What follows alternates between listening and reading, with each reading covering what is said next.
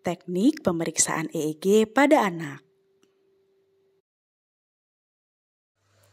Indikasi pemeriksaan EEG: clinical seizures, definite epilepsy, headache, syncope, learning disabilities, movement disorders, patient with altered mental states in coma, attention deficit hyperactivity disorder. Ruangan pemeriksaan EEG tenang dan tertutup, mudah diakses oleh pasien rawat jalan maupun rawat inap, tidak ada getaran dari mesin-mesin lain, kelembapan rendah, minim dari suara yang bising, paling baik dilakukan di ruang kedap suara, dilengkapi kaca dan kamera untuk observasi pasien. Persiapan pasien. Pertama, jelaskan alasan dan cara pemeriksaan dengan bahasa yang mudah dimengerti anak-anak atau orang tua. Kedua, jelaskan pemeriksaan EEG aman dan tidak sakit. Ketiga, tanyakan apakah anak ingin ke toilet. Keempat, sebelum pemeriksaan, anak sudah minum atau makan. Kelima, pada saat memberikan jadwal, beritahu orang tua untuk mencuci rambut memakai shampoo. Alat-alat yang digunakan, elektroda dan montase, gel, meteran, sisir, spidol, plester, dan gunting. Pemasangan elektroda dan montase menggunakan sistem internasional 10-20. Pengukuran sagittal plane. Sagittal plane dibagi menjadi FPZ, FZ, CZ, PZ, dan OZ. Mengukur dari nation ke inion, ukuran 30 cm. Jarak antara nation ke FPZ 10%. Jarak antara FPZ ke FZ 20%. Jarak antara FZ ke CZ 20%. Jarak antara CZ ke PZ 20%. Jarak antara PZ ke OZ 20%. Jarak antara OZ ke inion 10%. Pengukuran coronal plane. Coronal plane dibagi menjadi T3, C3, CZ, C4, dan T4. Coronal plane mulai dari tragus kiri melalui CZ sampai ke tragus kanan. Jarak antara tragus kiri ke T3 10%. Jarak antara T3 ke C3 20%. Jarak antara C3 ke CZ 20%. Jarak antara CZ ke C4 20%. Jarak antara C4 ke T4 20%. Jarak antara T4 ke tragus kanan 10%. Pengukuran circumferential plane sisi kiri dibagi menjadi FP1, F7, T3, T5, dan O1. Circumferential plane sisi kiri diukur dari FPZ ke OZ melalui titik T3. Jarak antara FPZ ke FP1 10%. Jarak antara FP1 ke F7 20%. Jarak antara F7 ke T3 20%. Jarak antara T3 ke T5 20%. Jarak antara T5 ke O1 20%. Jarak antara O1 ke OZ 10%.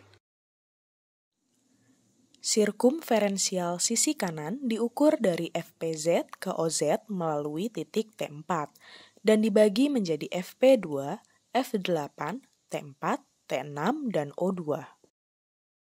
Jarak antara FPZ ke FP2 10%.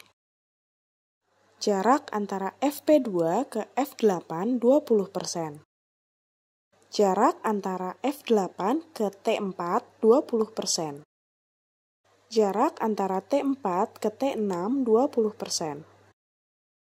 Jarak antara T6 ke O2 20%. Jarak O2 ke OZ 10%. Menentukan titik F3, F4, P3, dan P4.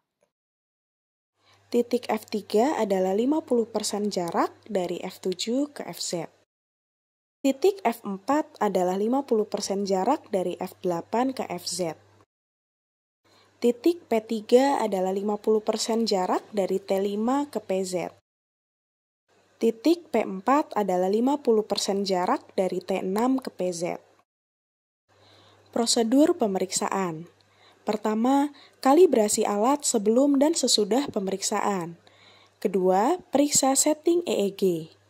Ketiga, tandai berbagai macam kondisi pasien seperti buka atau tutup mata, stimulus, dan lain-lain.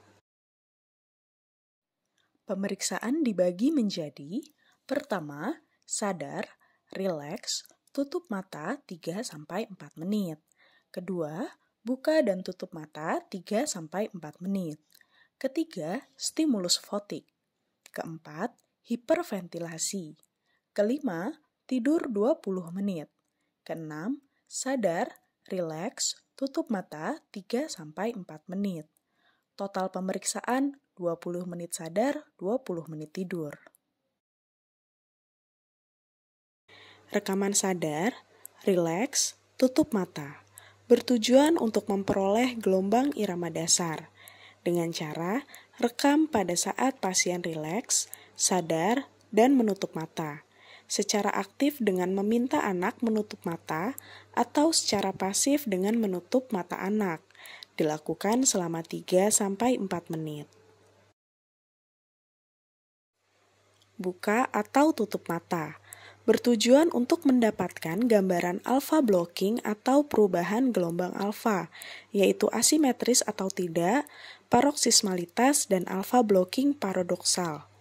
Konfirmasi atau menilai pasien dalam keadaan sadar, dengan cara perintahkan pasien untuk membuka mata selama 10 detik, setelah itu tutup mata.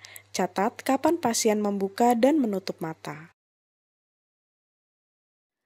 Stimulasi fotik atau cahaya bertujuan untuk menilai reaktif tidaknya otak terhadap rangsang cahaya, menilai apakah otak hipersensitif terhadap cahaya, dan melihat gelombang kejang yang dicetuskan oleh cahaya. Cara pemeriksaan, sinari pasien dengan cahaya berkedip-kedip selama 10 detik, frekuensi 0,5 Hz sampai 33 Hz. Stimulasi hiperventilasi bertujuan untuk mengetahui apakah ada gelombang epilepsi abnormal atau gelombang lambat yang normal, merangsang pasien menjadi ngantuk. Cara pemeriksaan, pasien diminta untuk bernafas perlahan dan dalam 20-30 kali per menit selama 3 menit. Pasien diminta untuk bernafas dalam semaksimal mungkin. Hindari gerakan-gerakan seperti bahu dan dada yang dapat menyebabkan artefak. Rekaman tidur dan deprivasi tidur bertujuan untuk mendapatkan gelombang epileptiform abnormal yang tidak diperoleh pada saat pasien sadar, terutama pada pasien epilepsi lobus temporal dan epilepsi yang terjadi pada saat tidur malam hari. Cara pemeriksaan, biarkan anak mengantuk setelah hiperventilasi. Kurangi waktu tidur malam sebelumnya. Jika sulit diperoleh rekaman dengan tidur yang alami, dapat diberikan obat tidur.